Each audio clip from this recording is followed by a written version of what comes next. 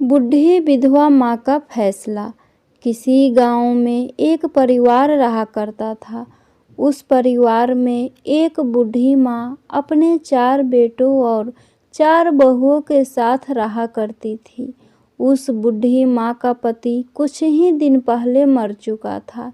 एक दिन की बात है, जब उस बूढ़ी माँ की बहू कपड़ा धो रही होती है, तब वो बूढ़ी माँ अपने बहू से कहती है, बहू, मेरे भी 2 कपड़े हैं, उन्हें भी धो दो, कुछ गंदे हो गए हैं।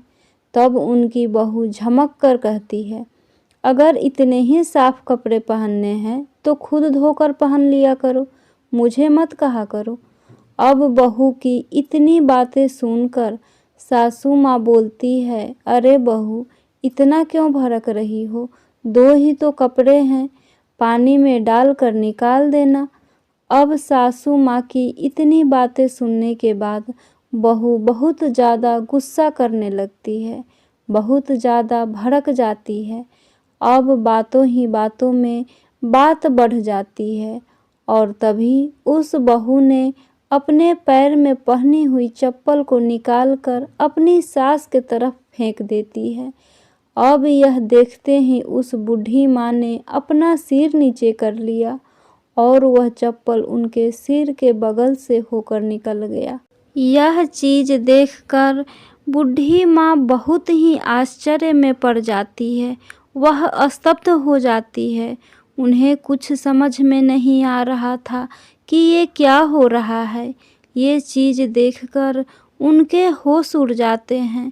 वह बिना कुछ कहे, बिना कुछ हिले डोले एकदम मूर्ति की तरह एकटक अपनी बहू को देखने लगती है। उस बूढ़ी माँ को बहुत ज़्यादा धक्का लगता है और वो बिना पलके झपकाए अपनी बहू को देखे जा रही थी। फिर कुछ देर बाद वह माँ अपने कमरे में आती है और बेसुध होकर अपने बिस्तर पर पड़ जाती है। बहू द्वारा किए गए इस नीच व्यवहार पर उस सासू माँ के आँखों से आंसू टपकने लगते हैं। आंसुओं की धारा बहने लगती है। हृदय में तूफानों की आंधी चलने लगती है।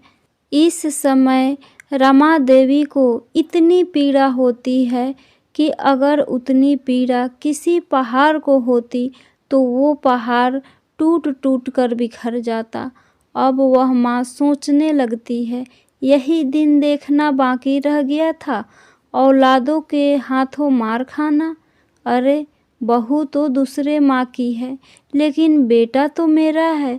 मैंने उसे जन्म दिया, 9 महीने अपने पेट में रखा, पाला पोसा, सेवा किया, इतना बड़ा किया और आज बहू ने मेरे बेटे के सामने चप्पल से मारा।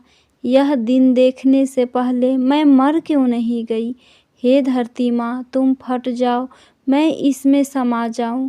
मेरी अपने ही औलादों ने मेरे साथ ऐसा व्यवहार किया, मुझे पराया कर दिया, मुझे चप्पलों से मारा पीटा। यह बातें सोचकर वह बूढ़ी माँ अपने पति को याद करने लगती है और कहती है, आज यह मेरे साथ क्या हो रहा है? आप मुझे छोड़कर क्यों चले गए? आपसे पहले मैं मर क्यों नहीं गई? अभी आपके मरे हुए 3 महीने भी नहीं हुए और मेरी यह दुर्गति। आप जब जीवित थे तो इस घर में किसी की एक शब्द भी बोलने की हिम्मत नहीं होती थी। सारी बहुएं मेरा कहना मानती और बेटे सर झुकाए आपकी बातों को सुनते, लेकिन आज आपके जाते ही मेरी यह दुर्दशा। अब वह बूढ़ी माँ अपने जीवन की सारी दास्तान सोचने लगती है। शुरू से अंत तक सारी कहानी उनके सामने उभर आती है कि जब मैं इस घर में ब्याह कर आई थी तो क्या था इनके पास? एक मिट्टी का कच्चा आंगन, एक झोपड़ी और उसके बाहर कुछ भैंसें बंधी हुई थी। मेरी सासू माँ, जो कि इतनी चालाक थी, इतनी तेज थी कि वो मुझसे पूरा दिन एक पैरों पर काम करवाया करती थी। उनके इशारों पर मैं एक पैरों पर पूरे दिन दौड़ती भागती रहती, पूरा दिन काम करती। अगर मुझसे कुछ गलती हो जाती तो मैं यह सोचकर घबरा जाती कि अपनी सासू माँ का सामना कैसे करूँगी। मैं कभी उनका पलटकर जवाब नहीं दिया और आज मेरी बहुएं मेरे साथ ज़बान लड़ा रही है, यहाँ तक कि मुझ पर हाथ उठा रही है। मेरे बेटे बस खड़ा होकर ये चीज़ें देख रहे हैं। मुझे सबसे बड़ा आघात तो इस बात का लगा है कि बहू ने जब मुझ पर हाथ उठाया तो मेरे बेटे ने उस बहू को कुछ नहीं कहा, सिर्फ देखता रहा। क्या इसी दिन के लिए मैंने अपना पेट काटा और बच्चों का पेट भरा? क्या इसी दिन के लिए? अब वह बूढ़ी माँ ये सारी बातें सोचते हुए फूट फूट कर रोने लगती है। उनके आँखों से आंसुओं की धारा रुकने का नाम नहीं ले रही थी। उनकी आँखें सूज जाती है, वह लगातार रोए जा रही थी। इतना बड़ा आघात को कैसे सहन कर सकती थी। अब सुबह से शाम हो जाती है और रात से फिर सुबह, लेकिन उस बूढ़ी माँ का हाल पता लेने चारों बेटे में से कोई भी उनके पास नहीं आता है। अब उस बूढ़ी माँ ने अपना बैग पैक किया, कुछ कपड़े भरे, पूरे ज़मीन जायदाद, पूरी प्रॉपर्टी के कागज भरे, कुछ गहने रखे, फिर उस बैग को लेकर घर से बाहर निकलने लगी। उन्हें घर से बाहर निकलते देख उनके बेटे और बहुओं ने कुछ नहीं कहा। तुम कहाँ जा रही हो? तुम मत जाओ, क्यों जा रही हो? और चुपचाप खड़े होकर माँ को जाता हुआ देखते रहे। जब वो बूढ़ी माँ अपना पहला कदम घर से बाहर निकाली, तब वह सोचने लगी कि जब दुल्हन बनकर इस घर में पहली बार आई थी, अपना पहला कदम रखी थी, तब मैंने सोचा था मेरी डोली इस घर में आई है तो मेरी अर्थी भी इस घर से निकलेगी। लेकिन आज मैं इस तरह अपने घर को छोड़कर जा रही हूँ। जब मेरे भाई पूछेंगे, मेरी भाभी पूछेगी कि इस तरह क्यों चली आई, तो मैं क्या जवाब दूंगी?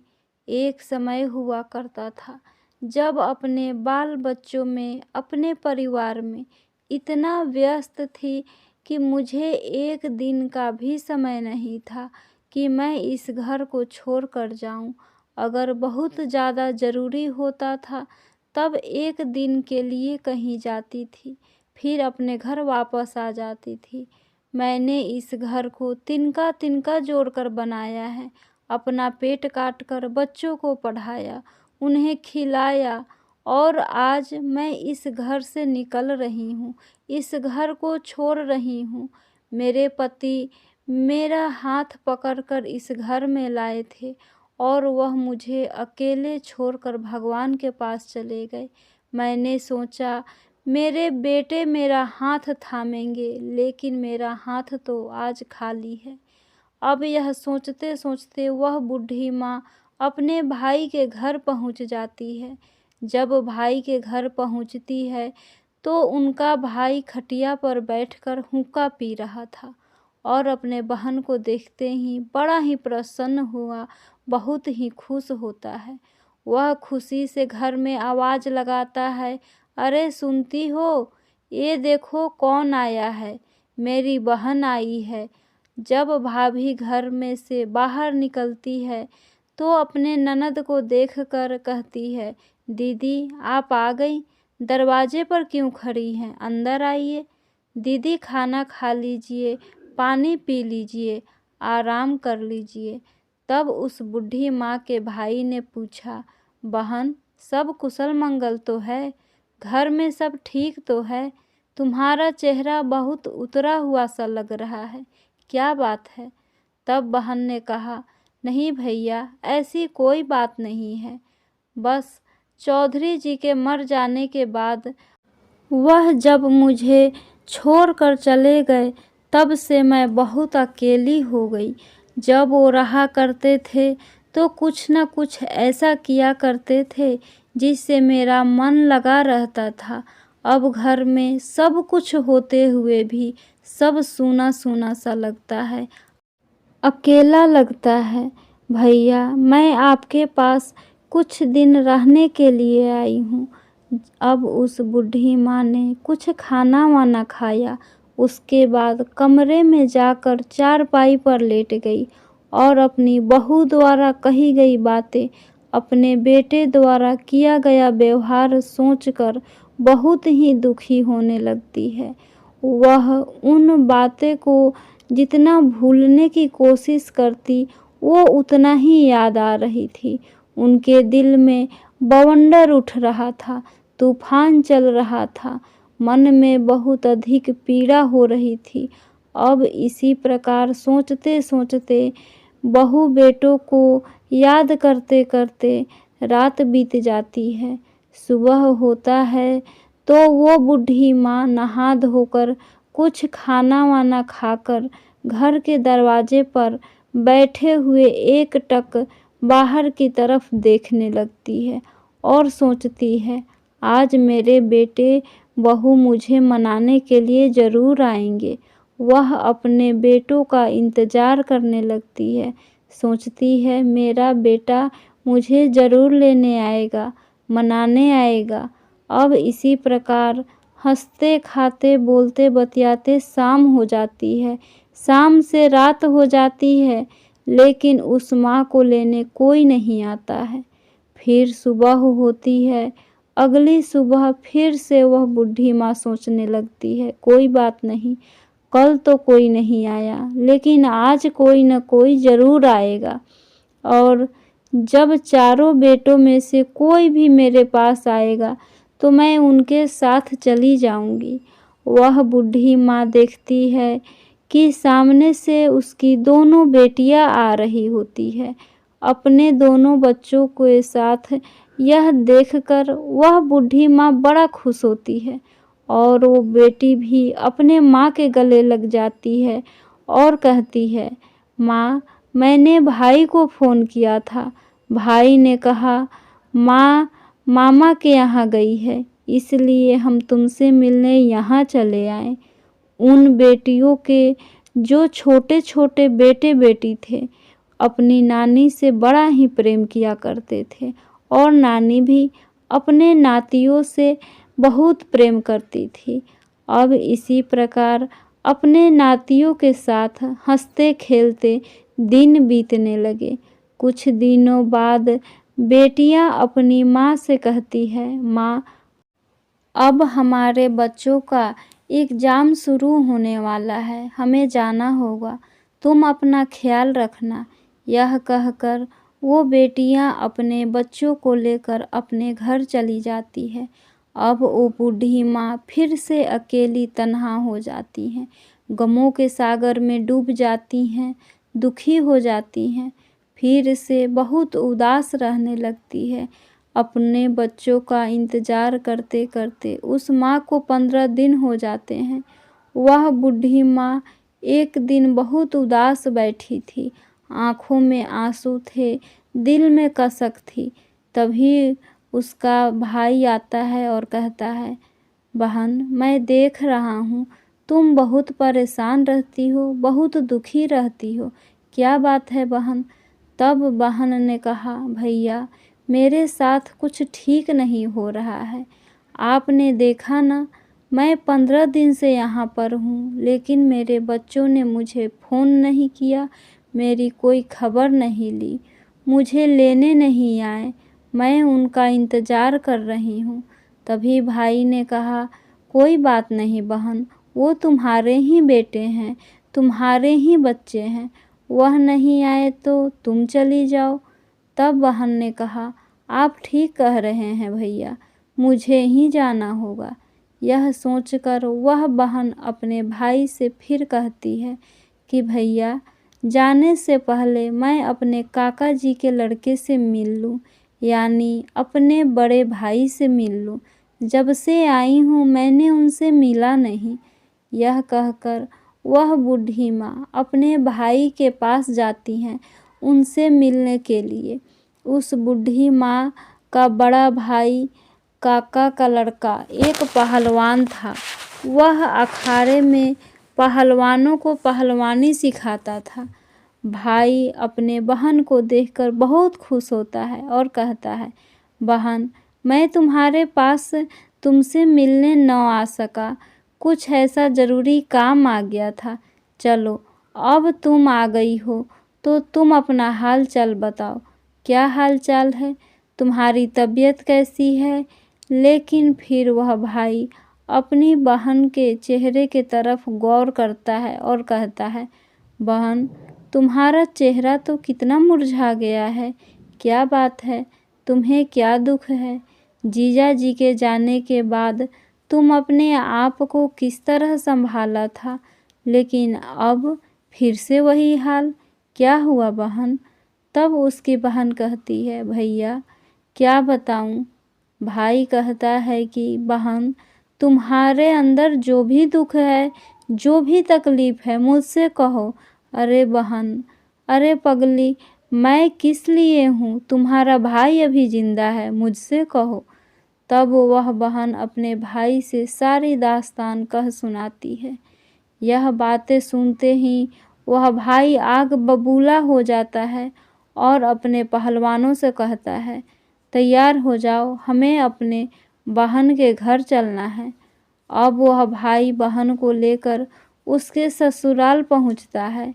उसको बेटों के घर पहुंचने के बाद बड़े ही गुस्से में अपने भांजे से कहता है, 1 घंटे के अंदर इस घर को खाली कर दो, नहीं तो लठ से तुम लोगों का पूरा शरीर मार के सुजा दिया जाएगा। शरीर का एक एक कोना मार मार के सुजा दिया जाएगा। यह सुनते ही उस बूढ़ी माँ के सारे बेटे डर जाते हैं और घर को तुरंत खाली कर देते हैं। अब वह भाई अपने बहन को ससुराल छोड़कर घर चला आता है। जब यह खबर उस बूढ़ी माँ के बेटियों को चलती है तो उनमें से बड़ी बेटी अपने बच्चों को भेजती है और कहती है, जाओ और नानी का सेवा करो। वह दोनों बच्चे राजू और गीता नानी के घर चले आते हैं और नानी के साथ हंसी खुशी से रहने लगते हैं। और अब बूढ़ी माँ का भी मन लगने लगता है। लेकिन क्या करे, जब बेटा और बहू की याद आती तो माँ बिलख बिलख कर रोने लगती और सोचती, मैंने 4 बेटों को जन्म दिया, मेरे बेटे बहू मेरे न हो सके। बहुएं तो बहुएं हैं, मैंने 4 बच्चों को किस तरह पाला। ऐसी क्या खराबी थी मुझ में कि बुढ़ापे में मेरी किसी की ज़रूरत नहीं पड़ी।